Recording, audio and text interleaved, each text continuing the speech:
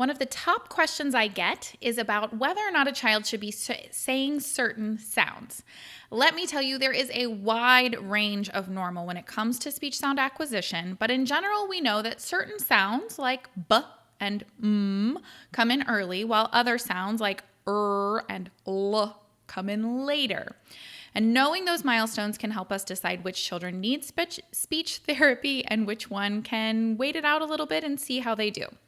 I'm speech language pathologist Carrie Clark, and in today's episode of the Speech and Language Kids podcast, I'll be telling you what ages certain sounds should come in by, and I'll be giving you a therapy roadmap for how to help if they're not. So let's get started.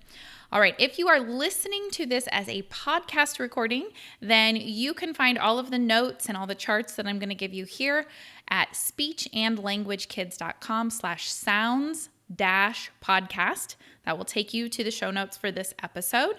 But I'm also live here inside the hub, so welcome to all of you who are hanging out with me live today. We are about a month into 2025 as I'm recording this, and I am doubling down on our therapy plans. So forget one-off activities. I am talking about full treatment guides that walk you through therapy from start to finish. You don't need one more random Teachers Pay Teachers activity to clutter your office. You just don't. What you need is a comprehensive therapy plan that actually leads to results. So inside the Speech and Language Kids Hub, I have been working very hard on this. We already have therapy plans for over 100 different skills, and I've been adding new ones. I just popped one in there today for gliding of liquids. So that one just popped in today, along with a couple new handouts and a case history tool. So if you haven't seen those yet, grab those. But we already have a bunch of those. I'm also going to be looking at seeing how I can create what I'm calling these therapy roadmaps. So this is going to be taking you from qualification to dismissal, an entire plan that you could map out. Okay, here are the skills we're going to work on in the order we're going to work on them. Here's how we're going to get this child from where they are today to not needing us anymore, to being able to do all of this on their own, right? And so I'm really excited about that. So today we're going to talk about speech sounds, and I'm going to give you a roadmap for that. Now, I don't have a printable one yet, but we're working on that.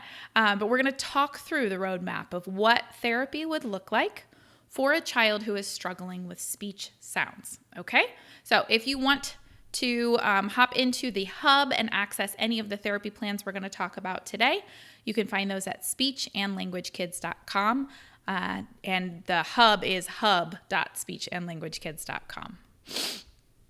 Okay, so to help make this idea of a roadmap clear, I want to use the story of JoJo. And no, JoJo is not a real client, but JoJo is based on many of my past clients and kiddos that I have seen a lot. So let's say you're working with JoJo and you work with JoJo for a long time. Now, I know many of you may only be in one setting, so maybe you only see them for a few years before they move on.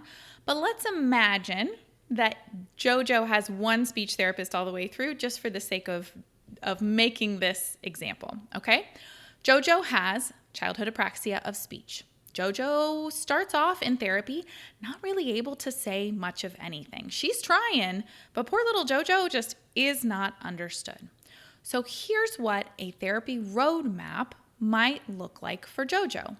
So for JoJo, we start with a core word approach. For those of you who don't know, that's when you say, okay, we're going to work on these 10 words. They are very simple words that this child can use over and over in everyday life in a lot of different situations, and they're also simple to say. And so we're going to work on being able to put together those words and use them functionally. So that's core word, okay? So that's where JoJo starts. And then once JoJo has quite a few core words, then we're going to move to a motor speech approach. And this is where we're going to say, okay, we're going to work on words that have a consonant and then a vowel, CV. And then we're going to try some VC words, a vowel and then a consonant, like up. And then we're going to stretch ourselves out to some CVC words, consonant, vowel, consonant, like cup. All right? And so we're working at a motor speech level with JoJo to expand those very short, simple words that JoJo can say. Okay, so we do that for a while. Now we're saying, okay, JoJo's actually getting quite a few words here. How can we continue to help JoJo move towards dismissal, move towards not needing help anymore, right? Okay, well, now we're seeing there's still quite a few phonological processes that JoJo is using. JoJo's leaving off her final consonants. She's leaving off some of her initial consonants. She's fronting her back sounds. Her K's and G's are becoming T's and D's. So now we say, okay, next for JoJo on her therapy roadmap is the cycles approach. We're going to work on those phonological processes, okay? And then we keep working on those, and now we're down to just a couple that she has left to work on, a couple phonological processes, so we can work on those one at a time. And then maybe we get through all of that, and we still see that she needs a little help with her R. It's a little distorted, so we work on R from an articulation therapy standpoint, okay? And then we get through that, and we say, we did it, JoJo. You are saying all of these words and all of these sounds, and everyone can understand how you speak and what you're saying. And now you've made it to dismissal. All right. So that's a roadmap. That's a therapy roadmap for JoJo. It's going to look different for every student that you're working with, but I want you to be thinking about this idea of how do we take them from where they are now to dismissal in the shortest path possible. Because what I feel like happens a lot of times is we get these kids who qualify for speech, right? And then they just stay on speech for the rest of their lives. And they're all throughout school. We just write them new goals every year. And we're never really moving them towards dismissal. We're just kind of hanging out in that zone. And that's not what we want. We want to help these kids get to functional and be done with therapy so that they're not missing class time. We're not spending all this extra time when they could just be learning with their peers, right? Okay, so that being said, let me get to the ages, because I know that's why a lot of you are listening, is you want to know what age children should have these sounds by. And so I'm going to get to that. But I wanted to make sure everybody understood this idea of what is a roadmap and what might that look like for a child with speech sound problems. Now, JoJo's example was an extreme example. A lot of times you're only going to need maybe one or two of those processes, but I wanted to show you how that might look from start to finish for somebody who really needs a lot of help. Okay? All right. So, what sounds should children be able to say at certain age? I have it all laid out for you, and it is in a chart if you want to go to the show notes. Again, if you're listening to the recording, they'll be live. So that's speechandlanguagekids.com/sounds-podcast. But I also want you to know that there is a really, really big range of normal, okay? And every study that you look at will give you different ages for the different sounds. And that's because kids are so different, okay? So don't get hung up on, oh my gosh, my kid is 3 years and 1 month and they can't say the B sound. Look at the big picture, okay? So the numbers I'm going to give you are when 90% of the kids in this particular study were able to say those sounds correctly. But if your child's only missing one or two, not a big deal. If your kid is way off from these numbers, that's a good time to jump in and see if you can get a speech eval, okay? So 3-year-old sounds, you ready for this? We got B, N, M, P, H, W, and D. And I know that I'm putting an sound on some of those letters. It's easier to pronounce them on a podcast so everyone can hear if I add a vowel. I know we're not supposed to. Please don't make mean comments. Everybody makes mean comments when I do that. All right, but it's B, N, M, P, H, W, and D. Those are the 3-year-old sounds. So those are the sounds that most 3-year-olds can make, okay? When we get to 4 years old, we add in sounds like G, the G sound, K, K, F, F, T, T, the NG sound, like the end of ring, the Y sound, like yum, and those are our 4-year-old sounds. Okay, so by 4, we expect them to add those sounds in. Then by 5, we're going to add a whole bunch more. You ready? At 5, we add V, the V sound, J, like jam, S, S, the CH sound, Ch, the L sound, L, the SH sound, Sh, and the Z sound, Z. All right?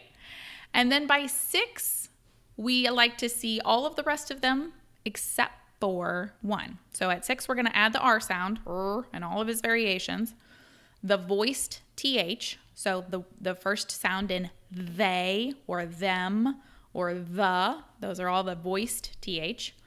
The soft J, which is the zh sound, doesn't come up much in English, but that would be the sound in the word beige. And then the voiceless TH actually doesn't come until 7 in this study, okay? And if you need the link to the study, again, go visit the show notes. So that would be the first sound in thumb or thimble, okay? That TH sound. All right, now keep in mind, this is one study. One study said these ages. So don't get hung up on if it's a little bit different. But this in general shows you the ones that are up at 3 years are the ones that come earlier, and the ones down at 6 and 7 are the ones that come later, all right? If you are working in a school setting, the state education departments actually get to set their own ages for this in terms of when we do therapy. And that may not be the same as the ages I just gave you. So for example, most schools will not start working on R at 6. They have to be at least a year or 2 behind before they'll pick them up for therapy. Now, that doesn't mean that you can't go get your kid therapy somewhere else. But in terms of the schools are governed by the Department of Education, at least in the United States. And so they get to make their own rules. Okay, so keep that in mind too. All right. I know that was a lot. All right. But before you start jumping in and posting comments about how this isn't what you were told, I get that. Again, there's a wide range of normal. Some kids are going to get these earlier. Some are going to get them later. There's different research putting them at different ages. This particular study was done in 2020, which is one of the reasons I like it, because it's a little more recent than some of the ones that have been floating around in our profession for years. But there's lots of different studies, okay? But this will give you a kind of an idea. So instead of getting hung up on details, how can we figure out if a child needs speech therapy? And again, this is looking for patterns, looking for the big picture. If a child is missing a lot of the sounds for their age, then there may be a problem. If they're only a little bit behind, then we may not need to worry so much. If you are a parent listening to this, my takeaway for you is go see a speech language pathologist in your area who can do a full evaluation and see if there's any red flags or any concerns that need to be addressed. And no, I can't do that for you. I am not currently set up to do teletherapy evaluations. You do have to find someone in your area or find a company that does that. But that's the best way, because then you're going to know for sure, right? It's hard to guess when you're the parent. Okay, so let's assume then that we have a child. We've looked at these ages and we say, yeah, there are some problems here. There are some sounds, enough sounds missing that we want to go ahead and do therapy to just give them a little boost and get them caught up, right? So what does that therapy roadmap look like? What do we do if we feel like that child needs help pronouncing speech sounds? And there may be other skills they need to work on too, but we're specifically looking at speech sounds today. So what we're going to do is we're going to follow the roadmap. And the first step of the roadmap is picking which road you want to follow first. Now, there is no right or wrong answer here. You're going to go with the path or the road. I'm trying to stick with an analogy. Let's see if I can do it. You're going to pick the road that makes the most sense right now, and you can revise your path later if they're not making progress, okay? And so some of this might be which road you're comfortable with.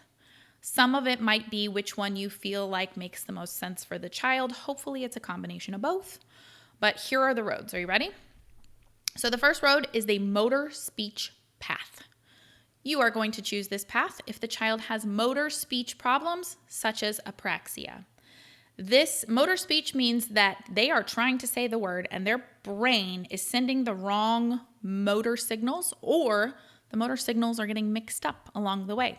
So a lot of times these children tend to say words differently every time they try it.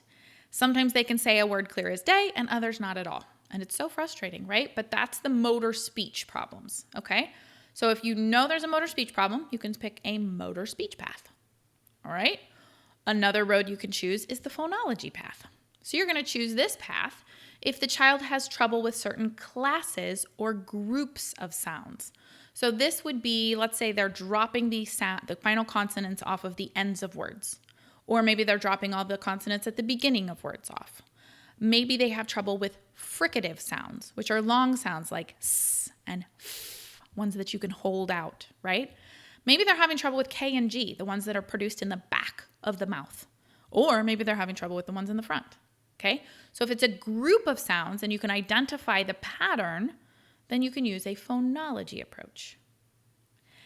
The third road that you can take then is the articulation path. You're going to choose this path if the child struggles with specific sounds, like the R sound, or maybe they have a lisp, or they're struggling with the TH or the L, right? It's just specific sounds that they need help with. And then the fourth road that you can choose for your therapy roadmap for speech sound therapy is the mumbler's path.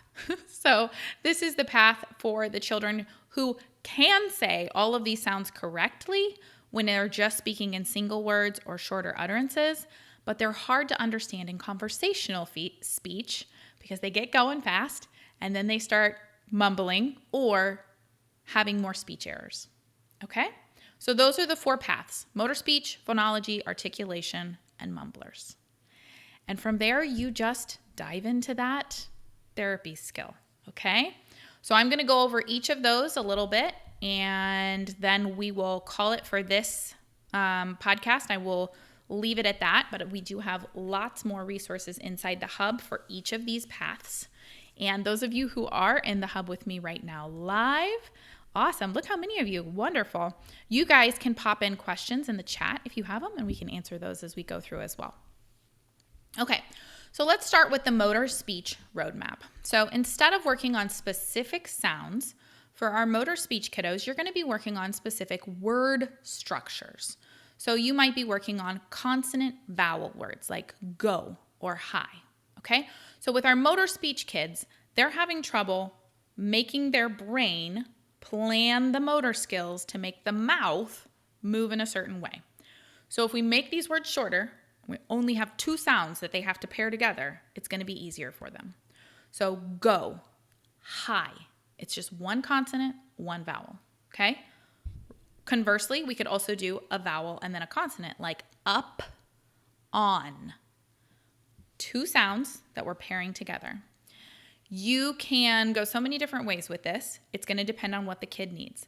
You could say, okay, we're going to work on all words that have the O sound because they're really good at O. So what other consonants can we pair with O, right? Or maybe you say, man, they're really good at the B sound. So let's do buy and bow and bee and practice a bunch of B ones, okay?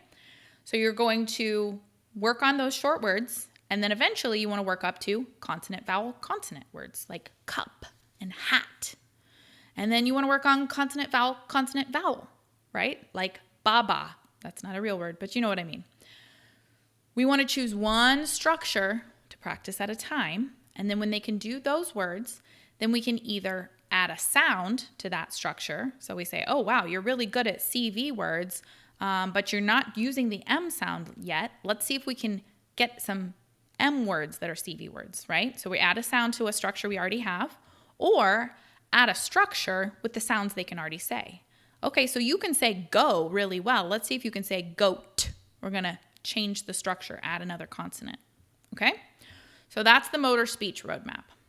Now, if you chose the phonology roadmap, remember that was for those kids that have trouble with classes of sounds or groups of sounds, then you're going to want to work on one phonological process at a time. A phonological process is a type of error pattern like final consonant deletion or velar fronting.